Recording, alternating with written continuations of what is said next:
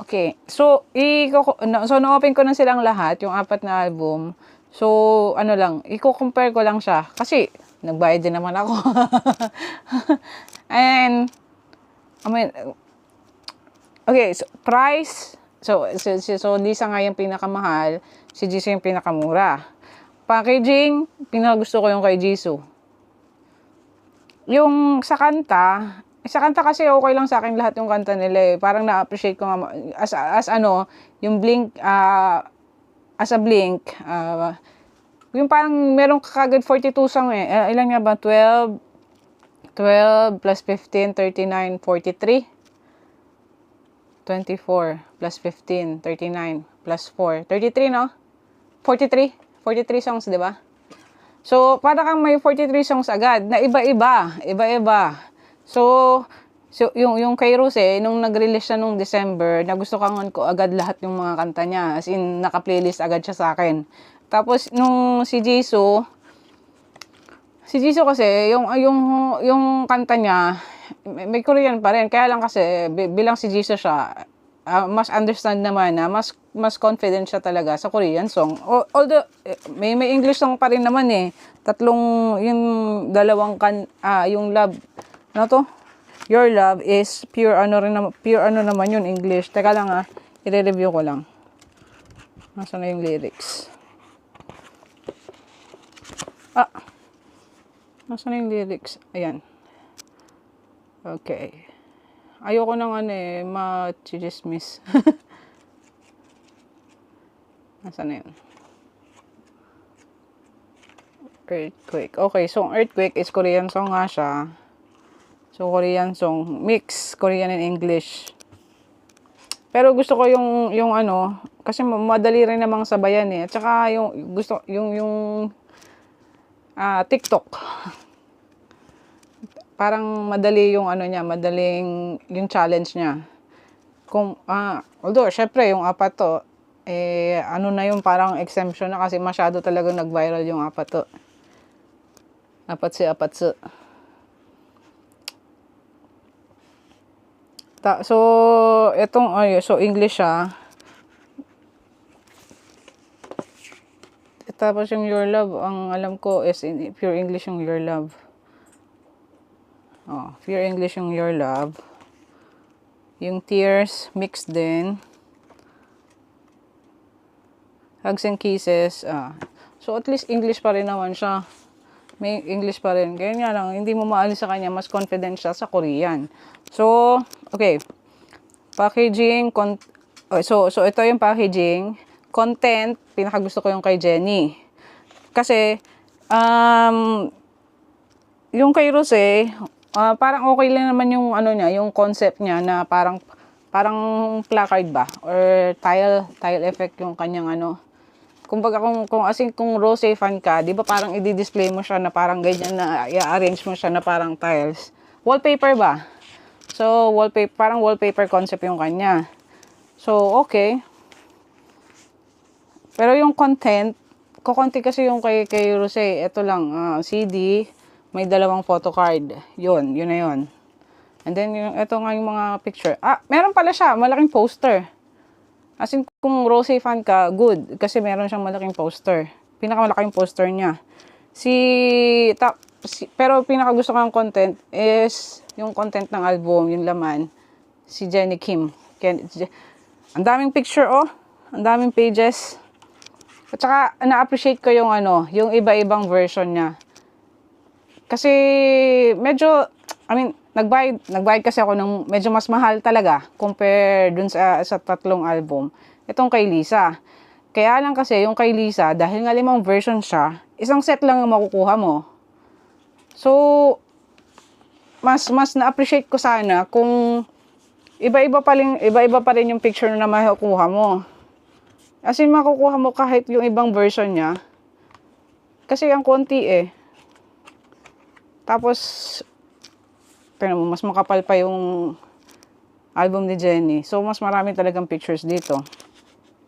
Ang ko lang talaga is, bakit siya masyadong mahal? Bakit siya masyadong mahal? Kung kunwari, fan ako ni Lisa. as in avid fan. So, bibili ako ng 5 album para makuha ko lahat ng set ng pictures niya. Which is 55, I mean, in Singapore, 55, 110, 220 yung babayaran ko para makuha ko yung full set ng mga pictures. I don't think, ano siya, kung siguro kung kunwari ang isang, ito, 55? Because it's, sabi mo, 5 set. Oh, yeah? You said 225. Yeah.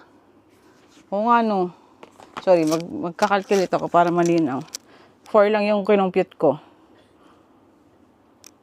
At saka, i-check ko na lang din kung, 5 yun eh. Oh. 5 yung alter ego eh. Hindi ma-zoom. No. So, 5 yung alter ego. So, 55, 110, 220, 275. Para makompleto mo yung set ng pictures niya.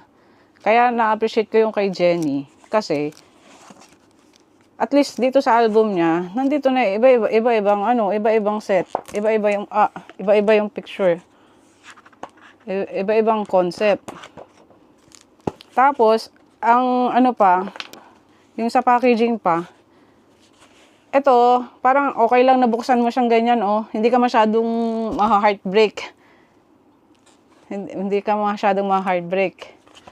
Itong 55, kakabukas ko pa lang, nakita ko na yung white. So, parang, yun nga, disappointing siya. Vixie. Vixie version niya. Speedy version yung red. Isa pa yun sa pinamilian ko eh. Vicky. Si Roxy. At saka si Sunny. So, yun. So, ito nga. So, ang content is interesting yung kay Jenny Kim. Kaya may paganito pa siyang parang yung photos na i-flip. Tapos, meron din siyang stickers. Si Lisa may mga stickers din siya eh. Although, yung sticker, okay naman yung stickers ni Lisa. Tapos, yung sa photocard na meron siyang paganitong cover, okay din naman to. Okay din siya. Ang hindi ko lang naiintindihan, bakit masyado siyang mahal compared dun sa iba? Kasi okay lang sa kunwari mga $40, ganun. Okay yung $40. Kasi $55 eh. Tapos yung kay Jenny Kim, na mas rin naman, 33 lang eh. 30 lang binenta. So parang, why? why siya 55? Okay, so ang content na okay na, yung kanta hindi ko siya i-compare kasi magkakaiba sila eh. Tsaka na-appreciate ko na although kumbaga sa content ng song, mas gusto ko tong kay Lisa at kay Jenny kasi merong iba-ibang variety. May rap. Although hindi mo naman maasahang mag-rap si Surusei. Hindi rin naman magra-rap si Jisoo. So yun yung ng dalawa, kaya okay. Kaya siguro parang mas marami silang naipakita ba o na dito sa album nila. Parang na-explore talaga nila yung mga iba-ibang personalities at saka yung parang gusto nilang i-express. Sa kanta, nasasabayan ko lahat ng kanta ni Rosé. Bukod dun sa 4 na kasi parang masyado nang nadala ng kasikatan yung 4 Number 1 Girl. 3 and 2 years. It's been 2 years. Number 1 Girl. Maybe Number 1 Girl. Sa album ni Rosé, pinakagusto ko yung album Number 1 Girl. Dito, kay Lisa is yung Dream. Kay Jenny Kim, yung Twin.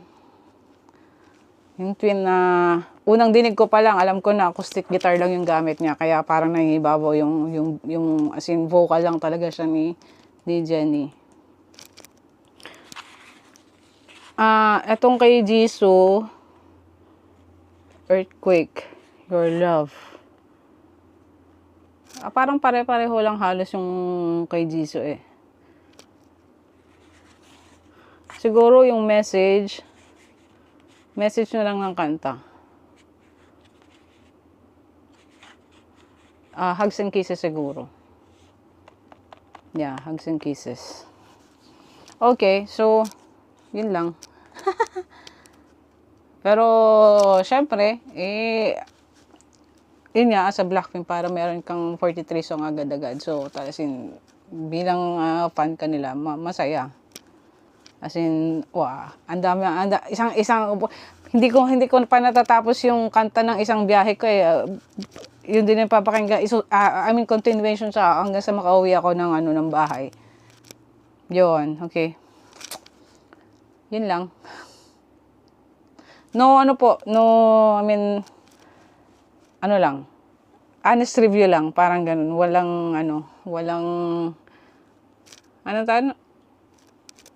Basta.